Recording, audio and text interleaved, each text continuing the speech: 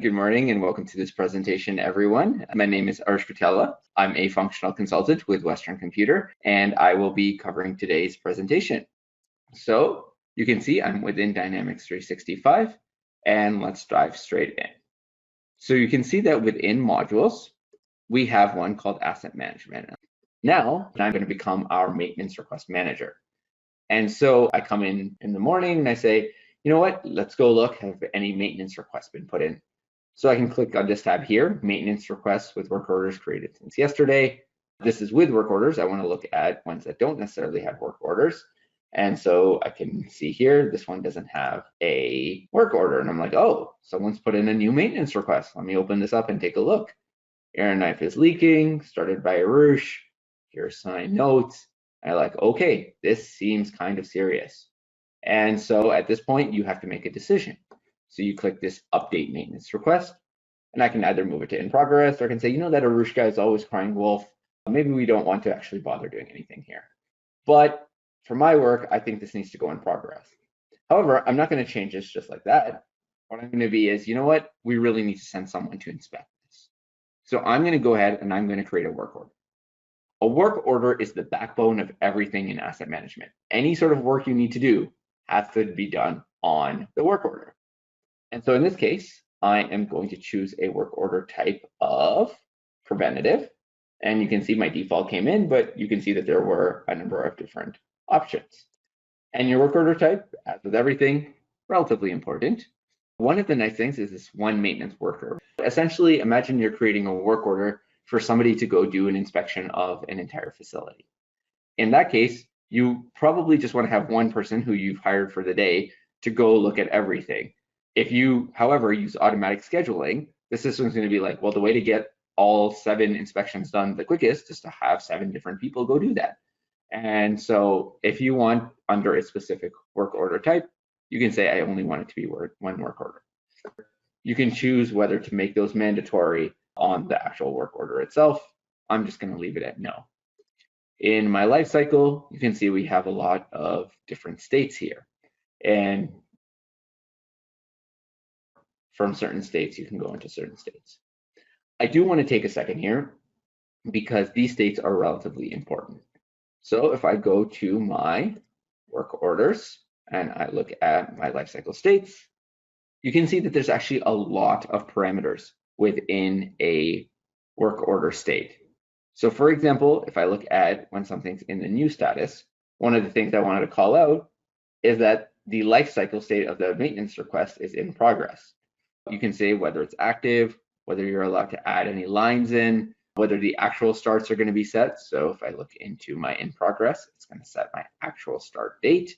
And then down below, you can say, do I have a correct fault symptom, fault case, remedy, so on and so forth.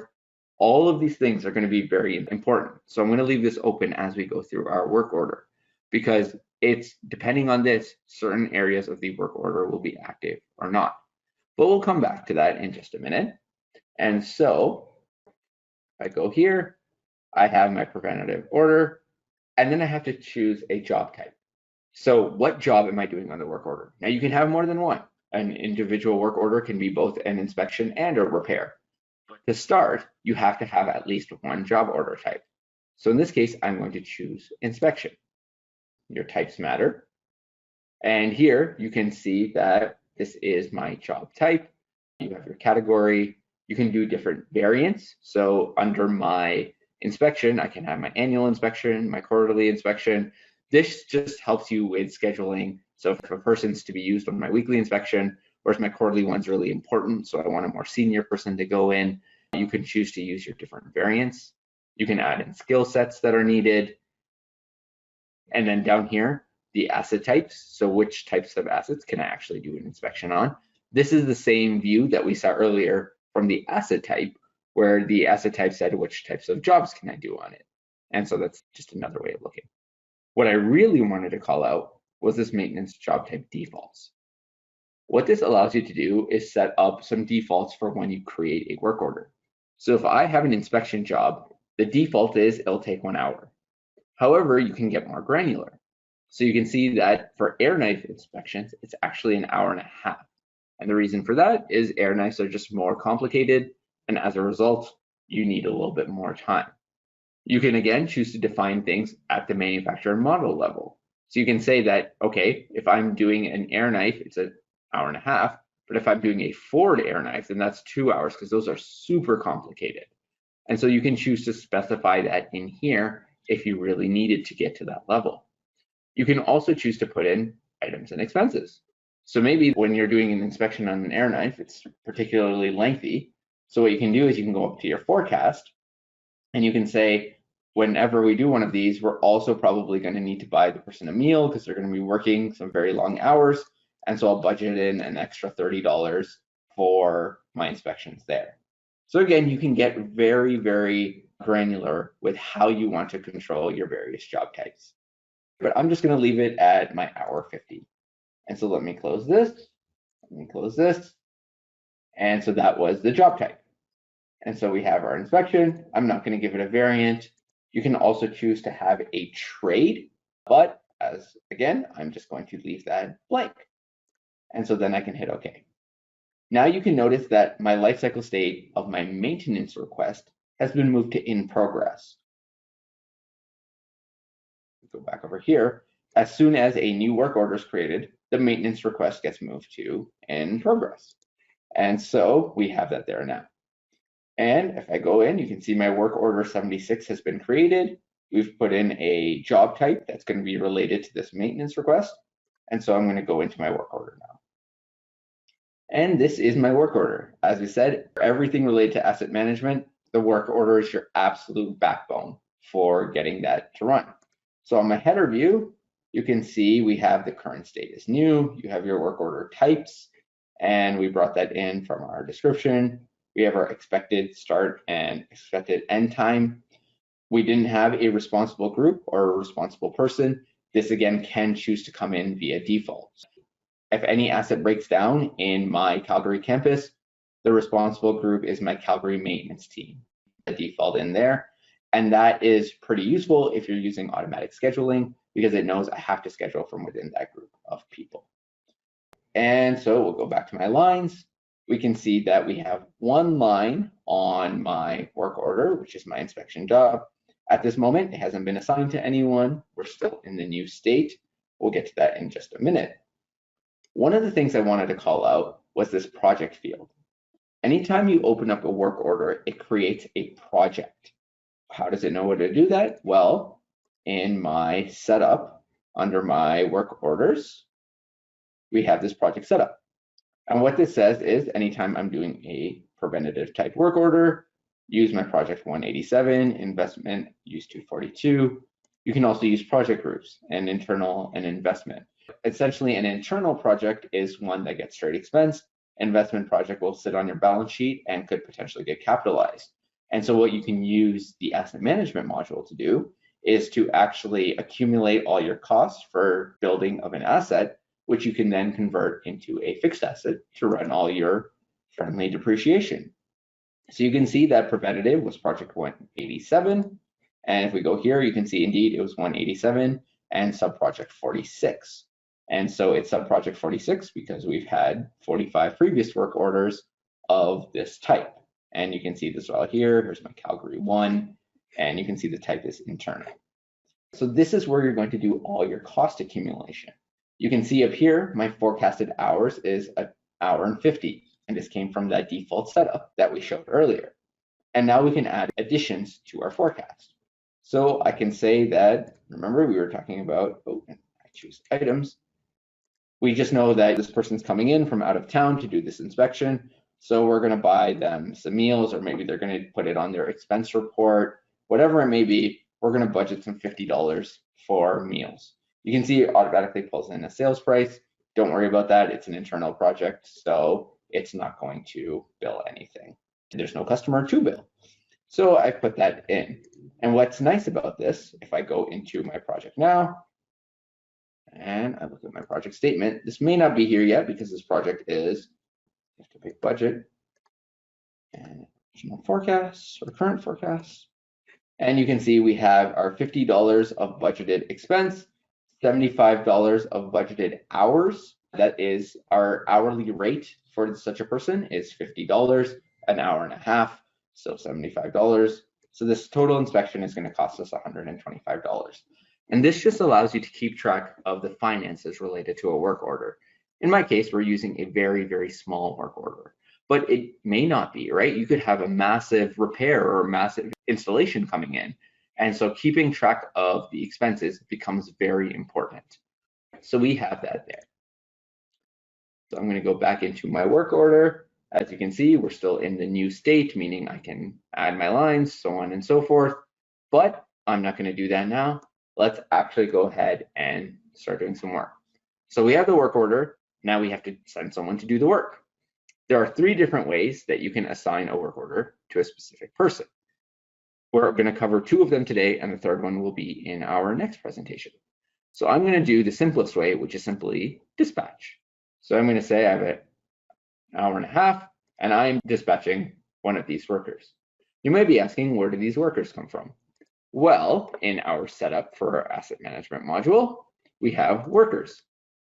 And this is a subset of everyone in your human resources module. And these are specifically people that you can assign to do work in asset management.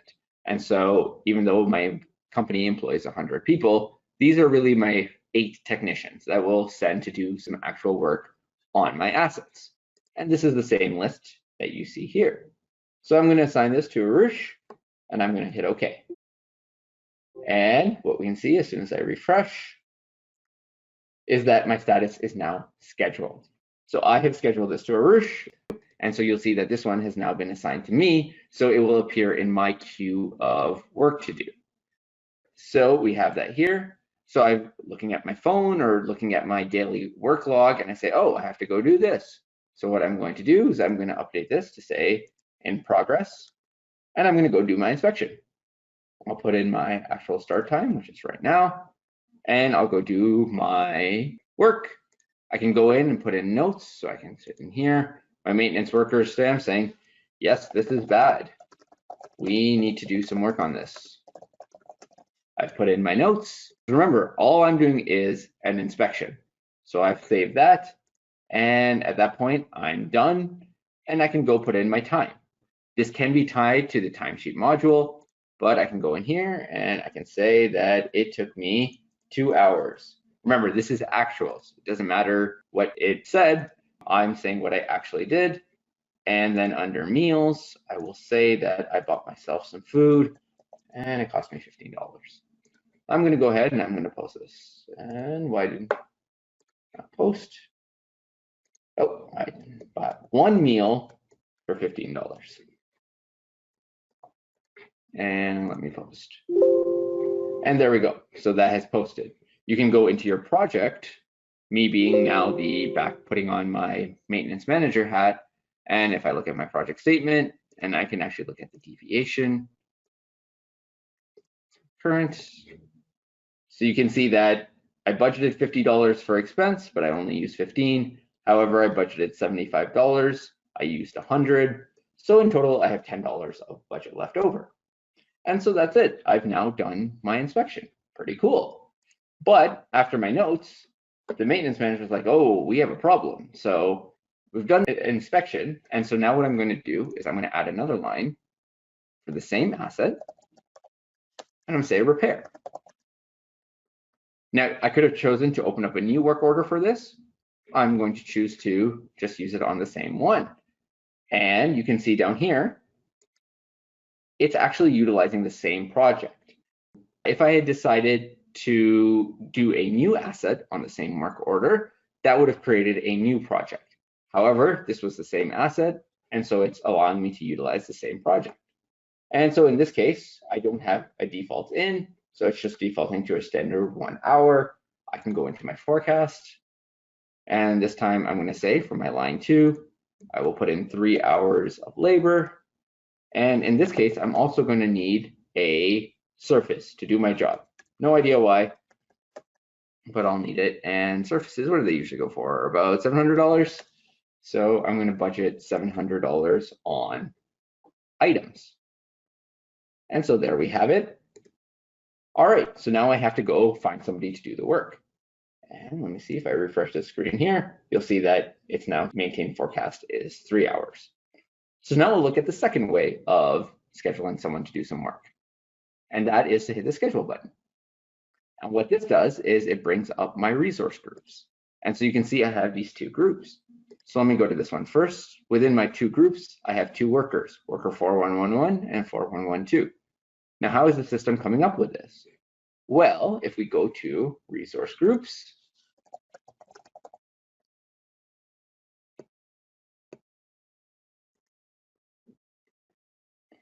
and I put in, what was my group, 4110. You can see if I scroll down, I have these two resources, 4111 and 4112, and one of them is Nate's son, and the other one, as soon as I close out of here, is Bill Malone.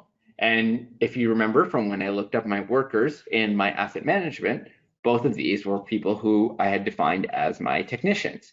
And so as a result, this group shows up. My other group, 1110, let's go take a look at that. Well, you can see 1110 has a number of resources, but one of them is Arush Kotela, who is also one of the asset management workers. And so as a result, those are the two groups that show up. We can see their schedule availability. And so what I can choose to do here is I can go to my worker, put in the 3 hours that's expected, and I hit OK. And as a result, I have now been scheduled on that line as well. Now you can see that I'm doing a little bit of some sort of backward scheduling here because the repair might be happening before my inspection, but that's okay. We're not worried too much about the time continuum in this presentation. So I have my 3 hours. Well, you'll notice this has moved it back into the scheduled status. So again, I'm going to have to update this to be in progress. And now I want to show you one of the other things you can do. You can actually do purchases against a work order. So remember, I put in a budget for a Surface Pro. I just need one to be able to do this repair. So here I can go to item tasks and I can say purchase order. And I'm going to go ahead and I'm going to create myself a new purchase order. And I'll pick my Acme Supply 101 to warehouse 11. Sure. And if I hit edit, I can say 1,000. And it was $8.99. I only budgeted, I think, 700 or 800. So I'm going to be coming in a little over. That's okay. So put in the order, I receive it.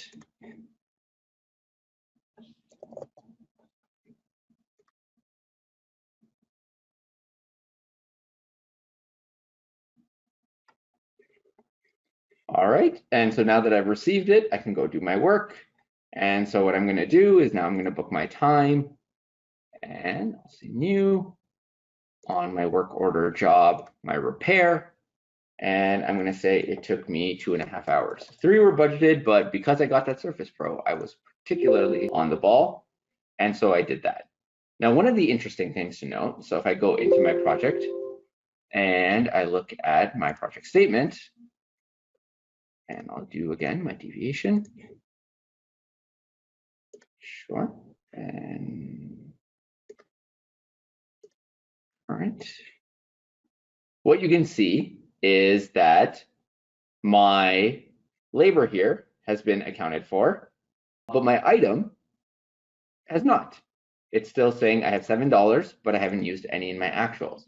And what the reason for that is that a cost won't hit your project until it's invoiced. But me being a technician, I don't care if the invoices come in. So I'm going to go ahead and I'm going to update my work state to complete. I'm done. And I'm just going to future date this because you can't complete work before, you can't complete it before your start date. So it is now in completed status. And this is the reason for having a completed status versus a finished status. So now what we're going to do is we're going to wait until that invoice comes in. So let me go ahead and go back to my purchase order. And there it is. And I'm going to invoice it.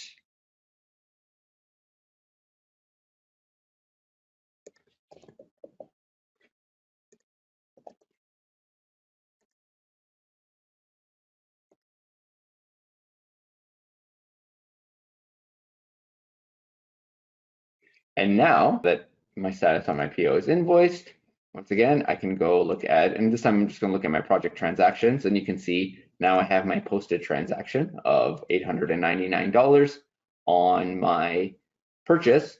Now I can go ahead and I can finish my work order. And before I do that, just notice this is completed. So if I were to go into my maintenance requests and go down here to my air knife is leaking, you can see that the status on my air knife leaking is finished as well. So my maintenance request has been closed out as well. And that's, again, it's part of the states associated to my work order. Because I completed the work order, the maintenance request has been completed as well. And so last up, I'm going to update this to finish. And our work order is all done.